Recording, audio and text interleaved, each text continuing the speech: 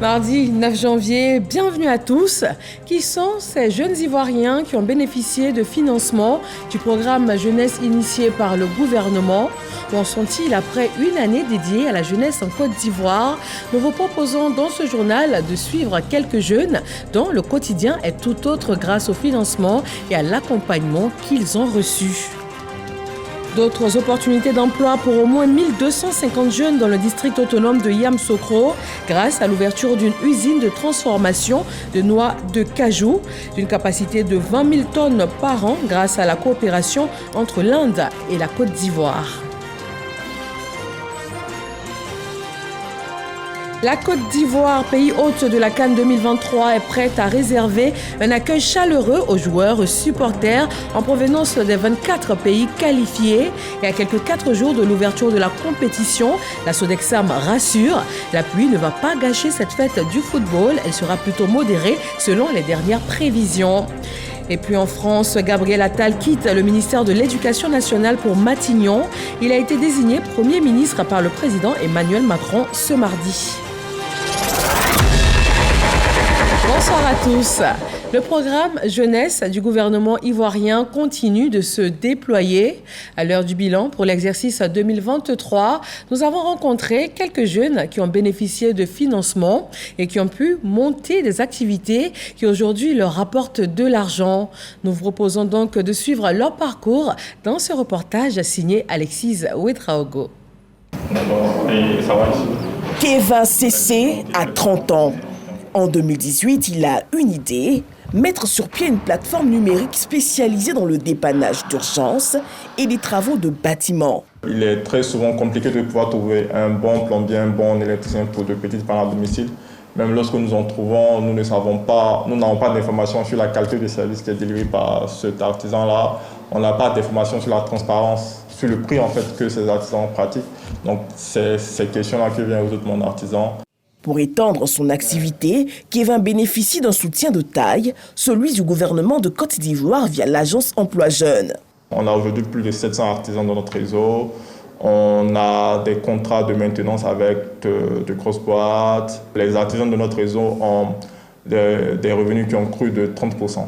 Nous avons bénéficié d'un financement de l'agence Emploi Jeunes pour accélérer les opérations, notamment sur l'offre aux artisans, sur également la communication, etc. Combien ? Un financement de 20 millions de francs CFA. À ce jour, Kevin emploie plus de 7 personnes et il n'entend pas s'arrêter en si bon chemin. Cap sur Marcory. On va te donner une option. Nous avons rendez-vous avec Rebecca. Anciennement dermo-conseillère en pharmacie, elle relève en 2020 le défi de se lancer à son propre compte. En 2023, avec l'appui de l'agence Emploi Jeunes, elle réussit à diversifier ses affaires. Aux côtés de son magasin de cosmétiques, elle ouvre un spa qu'elle souhaite agrandir et un restaurant, avec pour ces 3 sites cumulés, une dizaine de personnes employées. Pour mes amis que je connais, je leur dis que cette histoire de financer la jeunesse, ce n'est pas une question de parti politique.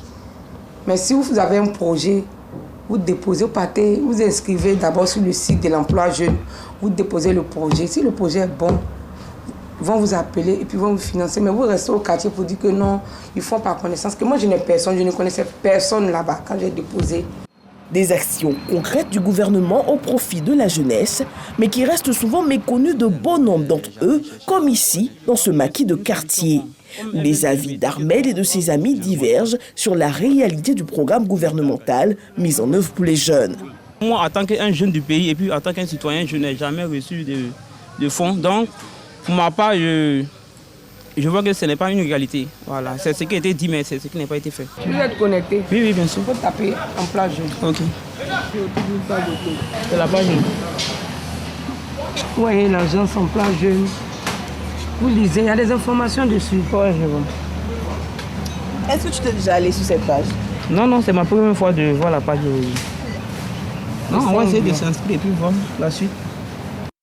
Ce qu'il faut bien comprendre, c'est que dans les 361 milliards prévus pour l'année 2023, il y avait 3 axes précis à couvrir. Premièrement, l'accélération de la formation, de l'insertion professionnelle et la promotion de l'entrepreneuriat des jeunes. Deuxièmement, le renforcement de l'engagement citoyen et de l'éthique sociale de la jeunesse.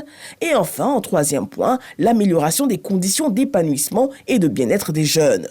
Pour l'axe 1, ce sont à ce jour 500 000 jeunes impactés par les dispositifs de l'école de la deuxième chance, par l'insertion professionnelle et par le financement de programmes et projets d'entrepreneuriat. Kevin, Rebecca et ces nombreux autres jeunes bénéficiaires des financements mis en place par le gouvernement ont eu pour mérite de s'être informés sur les procédures et d'avoir produit des projets sérieux. Et bonne nouvelle, la porte reste ouverte pour 2024. Et nous prenons la direction du village de Louloukro dans le district autonome de Yamoussoukro. Des jeunes vont aussi y bénéficier d'opportunités d'emploi. Une usine de transformation de noix de cajou est sortie de terre. D'une capacité de 20 000 tonnes par an, elle offre une possibilité d'emploi direct à 1250 personnes. Cette infrastructure est née de la coopération entre l'Inde et la Côte d'Ivoire pour un investissement de 12 millions de francs CFA. Kader Sogodogo. Louloukro, village situé à une vingtaine de kilomètres de Yamoussoukro, ici est sorti de terre une usine de transformation de noix de cajou. Un investissement de 12 milliards de francs CFA du groupe indien Kawalman, démontrant ainsi les bonnes relations qui existent entre la Côte d'Ivoire et l'Inde. Le ministre d'État, ministre de l'Agriculture, du Développement rural et de la production vivrière, Kobena Kwasi Adjoumani, vient pour son inauguration.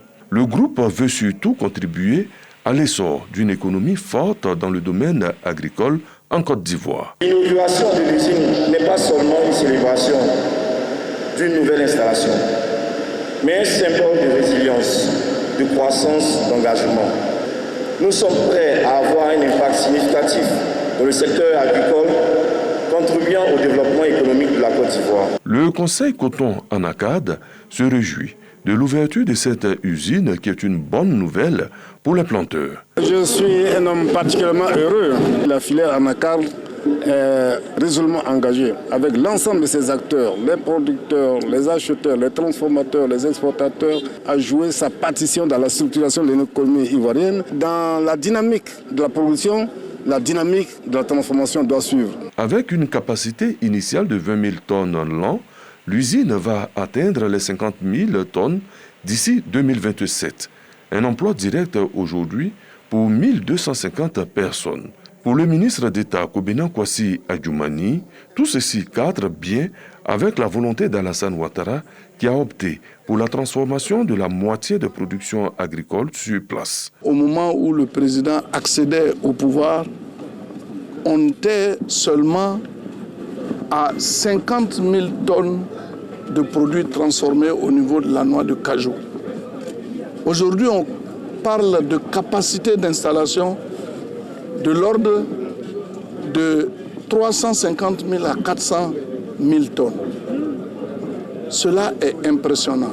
Notre pays est désormais une porte ouverte grâce à laquelle les investissements se font parce qu'il y a à la tête de ce pays un homme qui donne confiance. La Côte d'Ivoire est le premier producteur et premier exportateur de noix de cajou dans le monde avec 1 300 000 tonnes. Le pays est également le premier transformateur en Afrique avec 350 000 tonnes. 12 milliards de francs CFA pour cette usine de transformation de noix de cajou grâce à la coopération entre la Côte d'Ivoire et l'Inde. Le pays noue également d'autres partenariats pour développer le commerce électronique. Une mission conjointe de l'Organisation mondiale du commerce et de la Banque mondiale est à Abidjan pour échanger avec le gouvernement sur les enjeux justement du commerce électronique. Le ministre du Commerce de l'Industrie, Souleymane Diarra-Souba, a plaidé pour le renforcement de l'infrastructure numérique et aussi pour l'accroissement des financements au profit des acteurs. Lancine Bakayoko. Au menu des échanges, le soutien potentiel de l'Organisation mondiale du commerce et de la Banque mondiale dans la mise en œuvre de la stratégie nationale de promotion du commerce électronique. Selon le ministre du Commerce et de l'Industrie, Souleymane Diarra-Souba, les besoins de la Côte d'Ivoire se résument en 3 points. Le premier axe porte sur l'infrastructure numérique. Le deuxième axe porte sur le renforcement de la compétence, c'est-à-dire la compétence numérique. Et le troisième axe, c'est sur la problématique en fait, du financement. Cet accompagnement des institutions internationales se situe dans le cadre de l'initiative qui vise à soutenir les efforts déployés par les pays africains en matière de commerce électronique. Notre objectif, c'est de pouvoir construire soit une plateforme numérique qui permet en tout cas de faire ces transactions-là au niveau national et de créer, pourquoi pas même demain, des galeries virtuelles où des opérateurs peuvent faire des opérations, etc. Tout ceci permet en fait de pouvoir lutter contre la pauvreté et également de créer des emplois. Avec l'entrée en vigueur de la zone de libre-échange continentale ZLECAf, le commerce électronique devrait élargir les partenariats et favoriser l'inclusion financière. Nous ne sommes plus qu'à 4 jours de la Coupe d'Afrique des Nations en Côte d'Ivoire. Ouvrant donc le chapitre Cannes ce soir dans la commune de Yopougon, le conseil municipal a initié une tournée de sensibilisation et d'information. La salubrité au quotidien et particulièrement en cette période de grands rassemblements est au cœur de toutes les rencontres. Jean-Marc Diadji. C'est sous une pluie fine et une température de 26 degrés Celsius que la délégation du maire Adama Bictogo effectue sa tournée dans la commune de Yopougon. Destination, les quartiers situés sur la route de Dabou, sortie ouest d'Abidjan. Cette voie longue de 19 km fut ces dernières semaines sujette de cas d'insalubrité. Les travaux d'assainissement initiés par la mairie étant en cours, le conseil municipal est sur les lieux. Marchés, ruelles et secteurs environnants de la route de Dabou, tous sont passés au peigne fin. Les pieds dans la boue, le maire Adama Bictogo est aux côtés de ses administrés. Il sensibilise et s'enquiert de leurs préoccupations.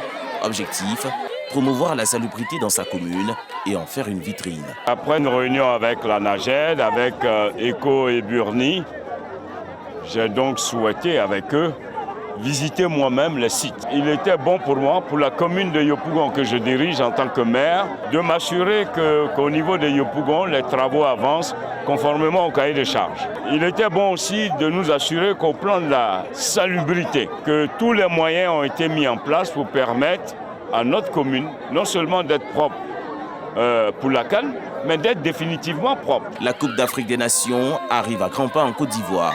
Le premier magistrat de Yopougon compte impliquer les forces vives de sa localité. J'en repars très satisfait, mais en même temps, je mesure le niveau de travail et de sensibilisation que nous devons faire ici à Yopougon. Je voudrais aussi inviter tous les jeunes, toutes les populations à comprendre que la propreté de notre commune commence par nous-mêmes. En prélude à la Cannes, les communes du district d'Abidjan sont passées à la phase active de l'opération de libération des emprises sur des grandes artères de la ville d'Abidjan. La cité de Yopougon compte se mettre en première ligne de cette action éco-citoyenne.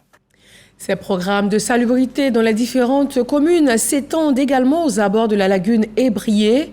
Le gouvernement entreprend une opération de curage des caniveaux, d'assainissement de ces zones et aussi de traitement des mauvaises odeurs. Grâce Kando. Une rencontre entre les ministres de l'Environnement, du Développement durable et de la Transition écologique et celui de l'hydraulique, de l'assainissement et de la salubrité pour mettre fin aux mauvaises odeurs autour de la lagune Ébrié. Objectif, renforcer le traitement de ces nuisances olfatives en urgence dans le cadre de la Cannes. Les sources ont été identifiées. Il s'agit notamment de la baie du Cocody, des canaux d'évacuation des eaux usées. À cela s'ajoutent les émissions de mauvaises odeurs émanant de l'élevage du port dans la zone aéroportuaire de Port-Boué. Il y a des solutions qui existent que nous allons renforcer. Ça veut faire en sorte que quand on parcourt Abidjan, on ne sente plus d'odeur. Il y a des solutions à moyen terme. Il y a des sources d'émission de ces odeurs-là qu'il va falloir traiter. Et puis, il y a des solutions de long terme qui concernent l'assainissement du Grand Abidjan. Il y a des études préalables qui vont être faites et c'est ce qui va permettre de régler définitivement la question. Et déguerpir tous les opérateurs qui sont aux alentours, qui sont sources de nuisances olfactives et faire en sorte que les effluents d'eau usée qui atterrissent dans ce canal d'Anoumabo, que ces effluents soient dirigés vers des stations de traitement. Donc ça fait partie des solutions à long terme. Le gouvernement est en train de mobiliser des gros moyens. Nous avons un grand projet qui est en cours déjà, le projet d'assainissement et de résilience urbaine qui a démarré, qui touche ces questions d'assainissement-là, traitement des eaux usées et des eaux de pluie. Il y a une question d'incivisme. On prend l'exemple des caniveaux. Les caniveaux sont faits pour recevoir des eaux de pluie. Mais quand on met des ordures là-dedans, ou quand on connecte nos toilettes au caniveau, naturellement, ces eaux usées et ces ordures vont terminer leur course dans la lagune. Donc il y a une part de sensibilisation de nos compatriotes. Ça aussi, on travaille là-dessus. Autre solution envisagée, entre autres, par les deux émissaires du gouvernement, le curage et l'ouverture du canal d'Anoumabo et le traitement en continu de mauvaises odeurs. Des questions de météo préoccupent également en cette période de Cannes, mais la Sodexam rassure, les précipitations seront assez faibles, pas de quoi perturber la grande messe du football africain en terre ivoirienne. Grâce Kando. Abidjan, aux couleurs de la 34e édition de la Coupe d'Afrique des Nations. Le coup d'envoi prévu ce samedi au stade Alassane Ouattara de Bimpe va opposer la Côte d'Ivoire à la Guinée-Bissau. En ce qui concerne la tenue des différentes compétitions au niveau national, pas d'inquiétude à se faire en termes de pluviométrie, rassure la Sodexam. Nous sommes en période d'harmattan, où dans la partie nord, il y a encore un peu de poussière, la fraîcheur la nuit. Dans la partie sud, nous sommes toujours dans la période d'harmattan, mais qui s'est un peu repoussé dans les terres, qui a laissé place à ces pluies-là l'après-midi. Mais la saison sèche continue. Cette situation de pluie intermittente que nous constatons les après-midi, quelquefois le matin, mais le plus les après-midi, vont continuer jusqu'à la fin mars. Nous rassurons les populations qu'il n'y a pas d'inquiétude à se faire par rapport à la canne. Ces pluies-là sont normales, elles sont de faible intensité par moment, donc elles ne peuvent pas impacter le développement de cette canne. Il n'y aura pas de difficultés majeures en termes de pluviométrie. La Sodexam met les bouchées doubles dans le cadre de ce rendez-vous africain du football. Cette structure de prévision météorologique sollicite l'expertise de la Météo France internationale. On va avoir un ensemble de prévisionnistes qui vont être déployés dans l'ensemble des installations sportives. Donc ils vont nous remonter de l'information ici au centre d'expertise de la Sodexam. Et ensuite, on va avoir une discussion permanente avec les prévisionnistes. Et ces prévisionnistes ensuite vont accompagner l'organisation localement et en concertation avec ce que nous on observe avec une vue plus globale au niveau de la Sodexam en termes de supervision. Nous avons installé des systèmes, des dispositifs de mesures météorologiques sur chaque stade qui vont nous donner en temps réel la situation météorologique et tout ça combiné. Nos experts vont faire des prévisions, des alertes par anticipation aux différentes populations, aux organisateurs, en vue vraiment de maintenir la surveillance sur les différents stades pendant les matchs, avant, pendant et même après les matchs pour que les populations puissent rentrer chez elles sans difficulté. Depuis le mois de novembre, la période sèche a démarré et va se poursuivre jusqu'à la mi-mars selon la Sodexam. Et l'on se prépare également au niveau du JSPM. Le groupement sapeurs-pompiers militaires voit ses capacités opérationnelles renforcées.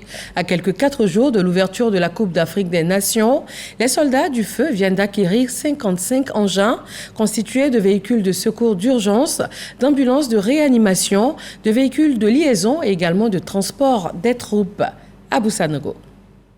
Membre de commission santé et sécurité du COCAN et acteur majeur de la sécurisation de la Coupe d'Afrique des Nations 2023 dans le domaine de la gestion des risques et l'organisation des secours, le JSPM vient d'acquérir du COCAN 55 engins sur les 67 attendus pour assurer la protection des biens et des personnes à l'occasion de la Coupe d'Afrique des Nations 2023. Ces équipements sont constitués de 16 véhicules de secours d'urgence, 8 ambulances de réanimation grande capacité, 8 fourgons pompe-tonnes, 7 véhicules de secours routiers, 5 fourgons mousse grande puissance, 3 véhicules de liaison et 3 véhicules de transport de troupes. Des moyens parfaitement adaptés aux événements grand public visités par le chef d'état-major général des armées, le général de corps d'armée Lassina Doumbia, qui a tenu à s'enquérir de l'état de préparation des hommes et des moyens pour ce rendez-vous puis un tour à l'amphithéâtre où le plan de déploiement est présenté. Les pompiers militaires seront présents sur les voies de communication dans toutes les villes hautes de la compétition. Le chef d'état-major général des armées, le général de corps d'armée Lassina Doumbia, les a encouragés. Le groupement des sapeurs-pompiers militaires, au regard de sa mission, sera donc particulièrement sollicité. Mais en même temps, il faudra à ce groupement continuer d'assurer ses missions quotidiennes de service aux populations ivoiriennes. Je voulais donc m'assurer que tous les moyens additionnels qui avaient été demandés à cet effet par le groupement des sapeurs-pompiers militaires avaient été livrés en quantité et en qualité. Et je peux dire que je repars satisfait. Je rendrai compte au ministre de ce que le GSPM a atteint le niveau opérationnel souhaité pour assurer des services de qualité au cours de la CAN 2023. Les sapeurs-pompiers militaires engageront 1020 personnels, dont 290 pour la commission santé et 730 pour celle en charge de la sécurité. Tout comme les soldats du feu et bien d'autres entités ivoiriennes, le diffuseur hôte de la compétition s'équipe également. Le ministre de la Communication, porte-parole du gouvernement, s'est rendu dans les locaux de la radiodiffusion télévision ivoirienne. Amadou Koulibaly a passé en revue les équipements acquis par le groupe afin de relever tous les défis liés à cette CAN. C'est Forazegui.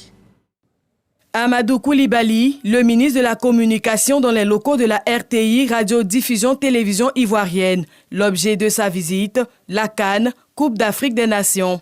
Avec Fosseni Dembélé, le directeur général, il passe au crible tous les équipements qui serviront à la diffusion de cette CAN.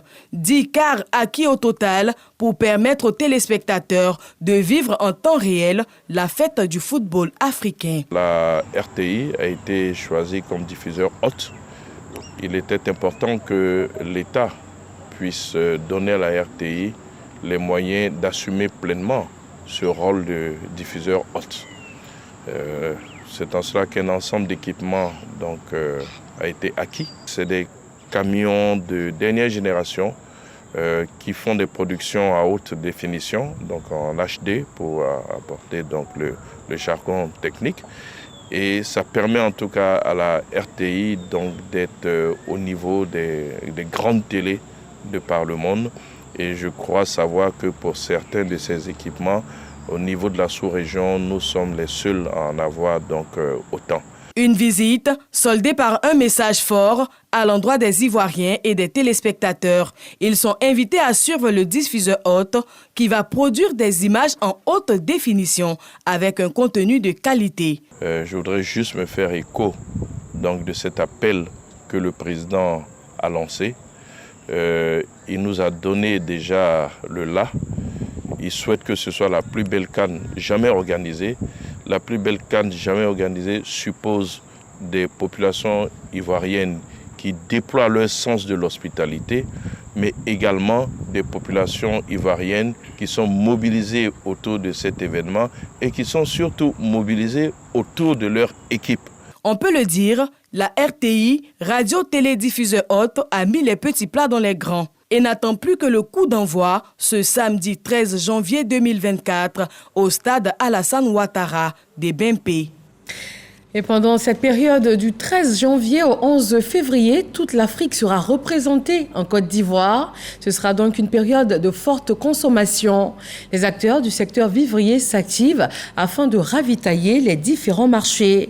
L'Office d'aide à la commercialisation des produits vivriers a sillonné les marchés de gros et de détail. 2 points importants au tableau, la disponibilité des produits et aussi le respect des prix. Frédéric Oulaï et Didier Nguessan. Il est 5 h du matin et déjà difficile de se frayer un passage au marché de Sipores, Nouveau Goudron dans la commune de Yopougon. Botte aux pieds, dans la boue, ces commerçants bravent la nuit pour s'approvisionner. Les produits vivriers sont déchargés. Le marché grouille de monde. Ce site de commercialisation de produits vivriers comprend environ 10 marchés de gros et de détail. Ces marchés reçoivent la visite nocturne de l'OCPV, l'Office d'aide à la commercialisation des produits vivriers. Cette visite s'inscrit dans le cadre de l'organisation de la Coupe d'Afrique des Nations en terre ivoirienne. Je voudrais dire à tous nos frères qui viennent en Côte d'Ivoire pour la CAN de se tranquilliser. Parce que nous avons à manger en Côte d'Ivoire. Donc on leur dit bonne arrivée dans le pays d'accueil qui est la Côte d'Ivoire et que Dieu fasse que tout se passe dans la paix, dans la tranquillité. La Côte d'Ivoire a mangé. Tous les jours, il y a les remorques qui déchargent, 5 à 10 remorques ici. Donc le seul marché même peut les nourrir. Il ne faut même pas ils vont craindre. Ils vont manger, ils vont partir à le nom de la Côte d'Ivoire, comme toujours ça a été. Pays hôte, la Côte d'Ivoire entend assurer la sécurité alimentaire des supporters des pays qualifiés pour la compétition. La Côte d'Ivoire reçoit la CAN. Évidemment, la population va croître en Côte d'Ivoire. Notre visite ce matin avec le secteur vivrier, c'est pour manifester la volonté du chef de l'État qui est de rassurer la population que tout le monde aura suffisamment à manger et à moindre coût. La présidente des coopératives rassure quant à la mobilisation des acteurs du vivrier à accompagner le gouvernement pour la réussite de l'événement. Nous avons déjà travaillé avec nos producteurs pour leur dire qu'il y a la CAN et que le pays sera vraiment submergé. Il aura assez d'étrangers et il faut qu'ils mangent. Quand on dit CAN, quand on dit même que le joueur joue bien, mais Boroville ne s'arrête pas, hein. Il faut qu'il soit rassasié. Et donc, ils nous ont compris. Tout ce qu'ils avaient mis en réserve vont venir et nous les avons aussi parlé de la baisse des prix. De 7 gros camions d'approvisionnement par jour, le nombre est passé à 15. La CAN est l'opportunité pour le pays hôte de présenter les différents mets et le savoir-faire culinaire ivoirien. Ces acteurs bénéficient également de subventions du gouvernement pour approvisionner les marchés. Approvisionnement en produits vivriers, approvisionnement également en produits sanguins pour tout besoin en cette période de grands rassemblements. Le mouvement Aruna Kone, en soutien au COCAN, a initié une opération de don de sang et également une opération de grande marche sportive dans la commune d'Abobo. Il s'agit tout simplement d'impliquer et de mobiliser les populations. Le reportage est signé Arsène Kouassi. L'ex-international ivoirien Aruna Kone continue d'accentuer la mobilisation autour de la Coupe d'Afrique des Nations qui débute dans moins d'une semaine. Et cela s'est à nouveau traduit par une marche sportive à Abobo, organisée par le mouvement qui porte son nom et qu'il a mis en place en soutien au COCAN. Parti du rond-point de la gendarmerie à Avocatier de Pont-Neuf pour revenir au point de départ, les participants ont arpenté les artères de la commune sur une distance de 4 km. Une séance de fitness et de relaxation était également au programme. Quand le président a dit à tous les Ivoiriens de s'approprier de l'organisation de cette CAN, que j'ai eu l'idée de mettre cette organisation en place pour pouvoir soutenir le COCAN dans l'organisation. Parce que l'organisation de la CAN, c'est une affaire de tous les Ivoiriens. Et comme je suis un ex-éléphant, j'ai voulu aussi participer à cette organisation. Donc aujourd'hui, nous avons pu organiser le mouvement pour avoir 6 coordinations autour des 6 stades. Et aujourd'hui, nous sommes à plus de 5000 bénévoles. Et nous, nos bénévoles sont chargés d'aller vers la population pour aller leur expliquer les enjeux afin qu'ils puissent aller au terrain. Parce qu'il y a un challenge de mobilisation qui s'impose à nous. Et ce challenge de mobilisation va au-delà même des matchs des éléphants. Il faut amener les Ivoiriens à aller assister à tous les matchs de la CAN pendant les 1 mois. Pour qu'enfin, qu'on sache que la Côte d'Ivoire, c'est un pays de football.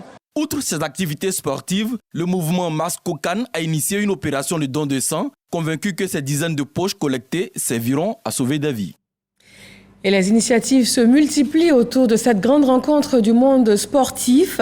Nous vous proposons d'aller à la rencontre de ce Marocain. Il a décidé de rallier la Côte d'Ivoire à vélo en soutien à son équipe nationale. Et il a mis 4 mois pour regagner Abidjan, où il a été accueilli par la communauté marocaine. Il continue maintenant son périple à vélo vers San Pedro, où les Lions de l'Atlas vont disputer leurs différents matchs. Ismaël Evradeo et Davis Oyo. Ces images ont fait le tour des réseaux sociaux. Et pour cause, Abderrahim, la quarantaine révolue, a quitté la ville de Sidi Kassim au Maroc il y a 4 mois à vélo pour la Coupe d'Afrique des Nations de football en Côte d'Ivoire. Un périple à coups de pédale pour soutenir les Lions de l'Atlas, l'équipe nationale marocaine, demi-finaliste de la dernière Coupe du Monde. À peine arrivé, nous le rencontrons à Trècheville, précisément à l'avenue 12. Ici, l'attend Chérif, le président du Conseil des Marocains résidant en Côte d'Ivoire.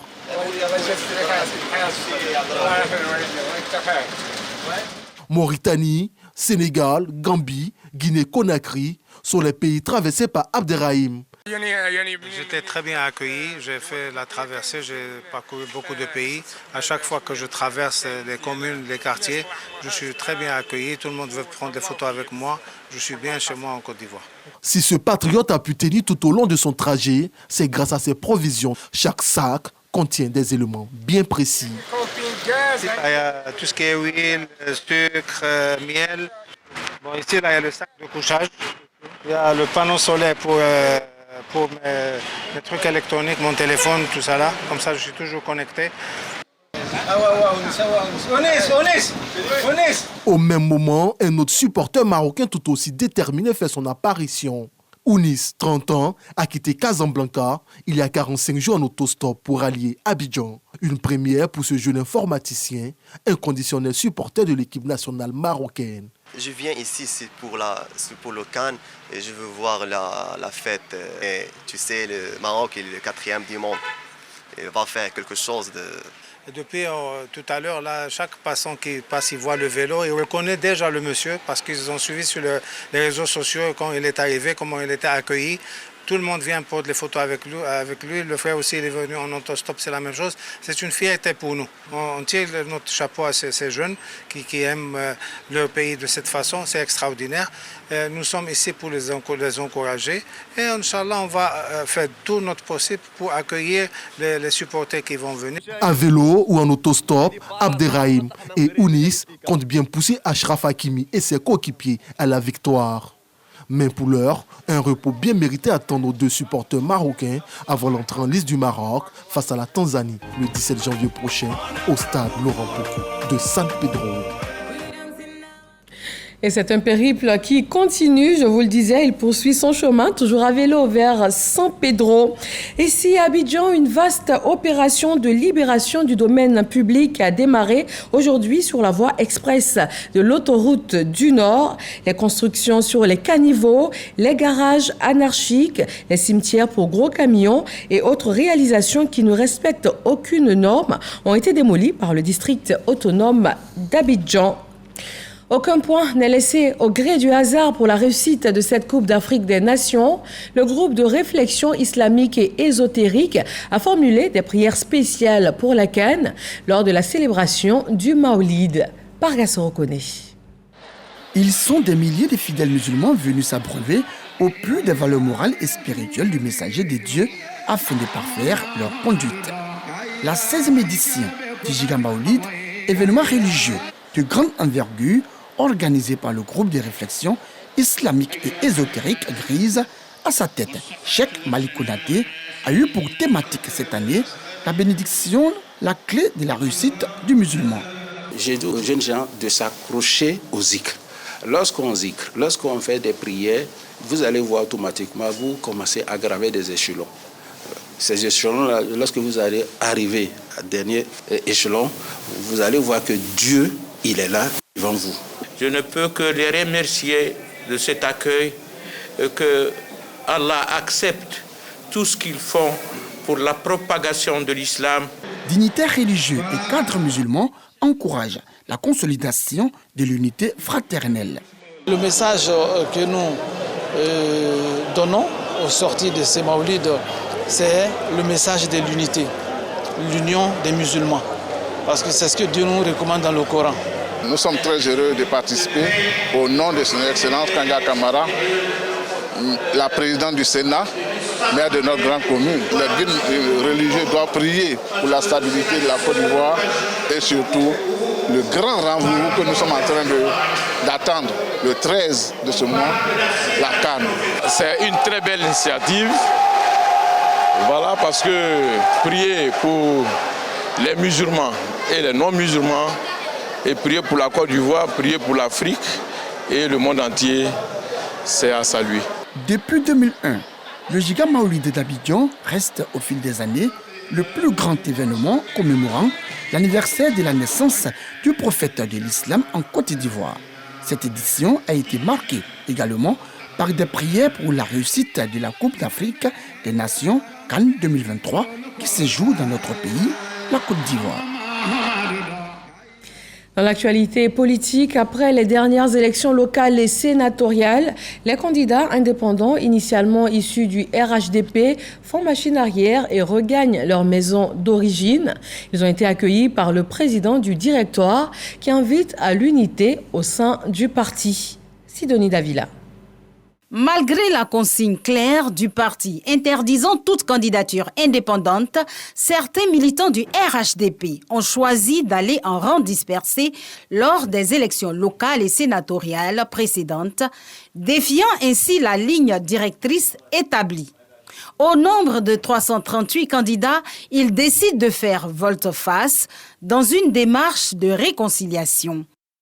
Leur souhait de retour au sein du parti s'accompagne de mea culpa publics, exprimant des regrets quant à leurs actions passées. Excellence, Monsieur le Président, cher papa, nous implorons votre clémence, votre bienveillance et votre mansuétude pour la levée totale des sanctions politiques administratives et la réintégration de vos enfants au sein des instances du parti.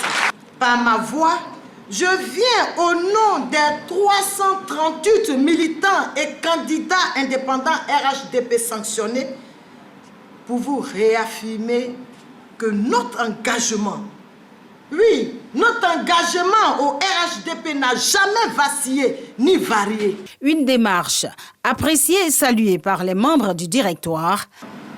Le RHDP est une famille. Là, la branche sur laquelle nous sommes assises, tous, c'est la même branche qui prend sa source dans l'arbre qu'est le président Alassane Ouattara et le RHDP. Soutenons-nous, restons forts sur cette branche. Pour le président du directoire du RHDP, l'unité du parti reste primordiale face aux enjeux nationaux. Le président du parti, vous le savez, est un bon père de famille, fidèle à sa conduite de tolérance, d'ouverture et de rassemblement de toutes les filles et de tous les fils de notre grand parti. C'est pourquoi, en tant que président du directoire, je me réjouis de vous voir reprendre le chemin, le droit chemin, celui de la discipline, de l'unité et du rassemblement, si cher à notre président. Le sort de ces candidats indépendants du RHDP sous discipline sera connu jeudi prochain. Faire la promotion de la lecture auprès des plus jeunes à l'ère du numérique, la tâche est ardue, mais l'écrivaine Anzata Ouattara n'a pas hésité à s'y mettre. Elle visite les collèges et lycées pour des rencontres avec les élèves. Les étapes de Dimbokro et de San Pedro avec Jean-Marc Djadji. Dédicace de livres au lycée moderne d'Imbokro. C'est par cette initiative que la journaliste écrivaine Anzata Ouattara entame la 7e édition de Les Coups de la Vitour, sa caravane nationale de littérature pour promouvoir le livre dans les lycées et collèges du pays. La lecture à l'ère du numérique est au menu des échanges. Au vu de cette sensibilisation, le corps pédagogique de cet établissement ne reste pas indifférent. Les écoles, la ville de San Pedro, est la deuxième étape de la tournée d'Anzata Ouattara. Elle est soutenue dans cette tâche éducative par deux auteurs, Adaye Tano et Aminata Konisisi. L'éducation par le livre est une priorité pour l'écrivaine Anzata Ouattara. Concours de dictée, lecture, séances de fitness et jeux littéraires ont meublé cette caravane, Les Coups de la Vitour, 7e édition. Et puis en France, il devient le plus jeune Premier ministre de la Ve République. Gabriel Attal a été désigné par le président Emmanuel Macron pour prendre la suite à Matignon. Contrairement à ses concurrents pour le poste, Gabriel Attal dispose d'une certaine popularité auprès des Français et il est chargé de former un nouveau gouvernement. Et voilà, merci à tous de nous avoir suivis. Bonsoir.